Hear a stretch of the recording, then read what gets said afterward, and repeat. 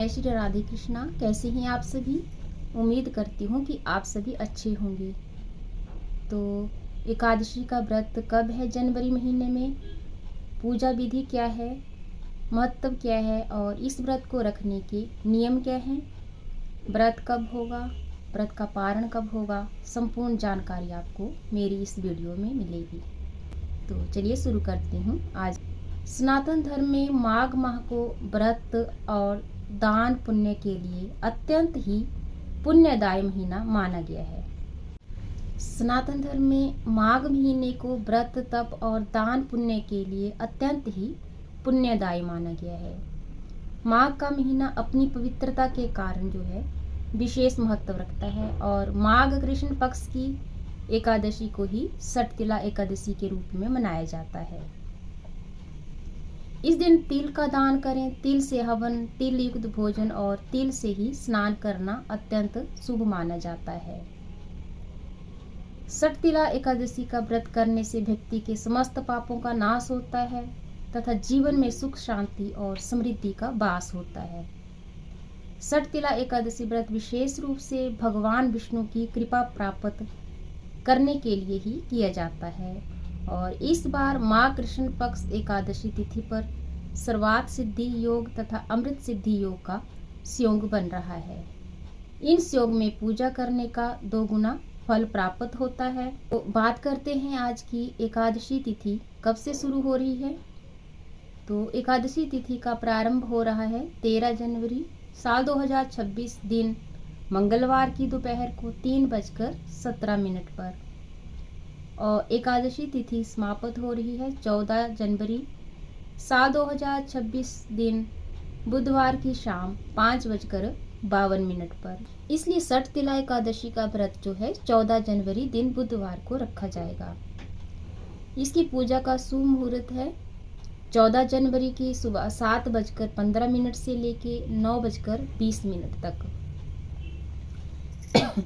और व्रत का पारण जो है वो 15 जनवरी साल 2026 की सुबह 7:15 से लेके 9:20 तक जो है आप व्रत का पारण कर सकते हैं। सटतिला एकादशी व्रत के क्या क्या नियम हैं? तो माघ मास की एकादशी तिथि को ब्रह्म मुहूर्त में उठें और स्नान और स्वच्छ वस्त्र धारण करें।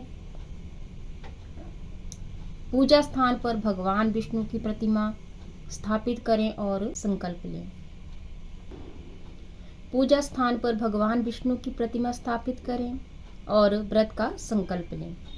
इस दिन काले तिल का दान, हवन, स्नान और सेवन जो है शुभ माना जाता है और सटतिला एकादशी के दिन जो है अन्न का सेवन जो है वर्जित होता है, इसलिए इस दिन फलाहार ही करें। और एकादशी व्रत रखने से पहले आप जो है तामसिक भोजन ना करें। विष्णु सहस्त्र नाम, एकादशी कथा और ओम नमो भगवते वासुदेवाय मंत्र का जाप करें। एकादशी व्रत के दौरान क्रोध, निंदा, असत्य और बुरे विचारों से बचें और अगले दिन द्वादशी तिथि पर व्रत का पारण करें। इस दिन पूजा विधि तो प्रातःकाल स्नान ध्यान करें, ब्रह्म मुहूर्त में उठकर स्नान करें और स्नान के बाद स्वच्छ वस्त्र धारण करें और जल में काले तिल डालकर सूर्य देव को अर्घ दें। इसके बाद व्रत का संकल्प करें। पूजा स्थान को स्वच्छ करें और भगवान विष्णु की प्रतिमा या चित्र जो भी आपके पास है वो स्थापित करें और हाथ में जल और तिल पुष्प लेकर व्रत का संकल्प करें। कलश की स्थापना अगर आप व्रत करते हैं तो कलश में जल भरकर उसमें तिल डालें और आम के पत्ते रखें और नारियल स्थापित करें। भगवान विष्णु की पूजा इस दिन पीले वस्त्र, चंदन, पुष्प, अक्षत, धूप और दीप अर्पित करें और तिल से बने नैवेद्य या तिल के लड्डू अर्पित करना अत्यंत शुभ माना जाता है। इस दिन ओम नमो भगवते वासुदेवाय मंत्र का जाप जो है 108 बार करें। विष्णु सहस्त्र नाम का पाठ करना भी अत्यंत विशेष जो है फलदायी माना गया है। सटतिला एकादशी व्रत की कथा सुने या पढ़ें। इस दिन तिल का दान करें। माघ मास की एकादशी तिथि में जो है तिल, गुड़, वस्त्र और अन्न का दान करना अत्यंत ही पुण्यकारी माना गया है। इस दिन जो है भगवान विष्णु की आरती करें और सब परिवार की सुख शांति के लिए कामना करें। एकादशी का व्रत का पारण जो है अगले दिन द्वादशी तिथि में शुभ मुहूर्त पर करें और ब्राह्मण या गरीब को भोजन का दान देकर व्रत का पारण करें। माघ माह की कृष्ण पक्ष की एकादशी को षठ तिला एकादशी कहा जाता है और इस व्रत का संबंध भगवान विष्णु से है और इसमें तिल का विशेष महत्व बताया गया है।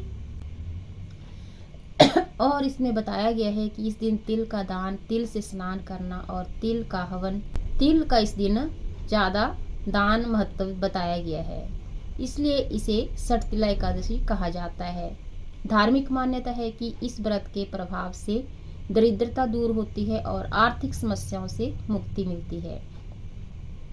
षठ तिला एकादशी पर श्रद्धा और नियमों के साथ भगवान विष्णु की पूजा करने से मोक्ष की भी प्राप्ति होती है।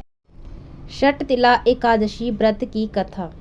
प्राचीन काल की बात है। एक नगर में एक धर्मपरायण ब्राह्मणी रहती थी और वह पूरे मन से व्रत, पूजा और जप तप करती थी, लेकिन उसके मन में दान देने की भावना नहीं थी। वह व्रत तो रखती थी पर किसी को अन्न, वस्त्र या धन का दान नहीं करती थी। एक दिन भगवान विष्णु ने उसकी भक्ति की परीक्षा लेने का निश्चय किया। वे साधु का भेष धारण करके उसके द्वार पर भिक्षा मांगने पहुँचे। ब्राह्मणी ने घर में कुछ भी दान योग्य ना समझा और साधु को तिल की जगह मिट्टी दे दी। साधु प्रसन्न होकर वहां से चला गया। कुछ समय बाद ब्राह्मणी का देहांत हो गया और व्रत के पुण्य से उसे स्वर्ग मिला, लेकिन वहां उसे किसी प्रकार का सुख साधन प्राप्त नहीं हो सका। तब वह भगवान विष्णु के पास गई और विनम्र भाव से उसका कारण पूछा। भगवान विष्णु ने कहा, तुमने जीवन भर व्रत तो किए पर दान नहीं किया, इसलिए तुम्हें व्रत का फल तो मिला लेकिन भोग नहीं मिला। ब्राह्मणी ने पश्चाताप करते हुए प्रार्थना की, हे प्रभु, मुझ पर कृपा करें, मैं अपने दोष को स्वीकार करती हूँ। तब भगवान विष्णु ने कहा कि माघ मास के कृष्ण पक्ष की एकादशी को ही षठ तिला एकादशी कहते हैं। इस दिन तिल से स्नान, तिल का उबटन, तिल का हवन और तिल का दान और तिल का सेवन करने से सभी पाप जो हैं नष्ट हो जाते हैं और दान का पूर्ण फल जो है हमें प्राप्त होता है। भगवान की आज्ञा से ब्राह्मणी ने षठ तिला एकादशी का विधि पूर्वक व्रत किया और व्रत के प्रभाव से उसके सारे दोष जो हैं वो समाप्त हो गए और उसे स्वर्ग में पूर्ण सुख और वैकुंठ धाम की प्राप्ति हुई।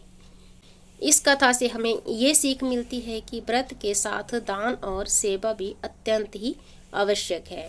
षठ तिला एकादशी का व्रत करने से पाप नष्ट होते हैं और धन धान्य की वृद्धि होती है। इसी के साथ मेरी षठ तिला एकादशी की व्रत की कथा समाप्त होती है। उम्मीद करती हूँ कि आपको मेरी कथा अच्छी लगी होगी और अगर अच्छी लगी तो मेरे वीडियो को लाइक, शेयर और कमेंट करें। जय श्री राधे कृष्ण।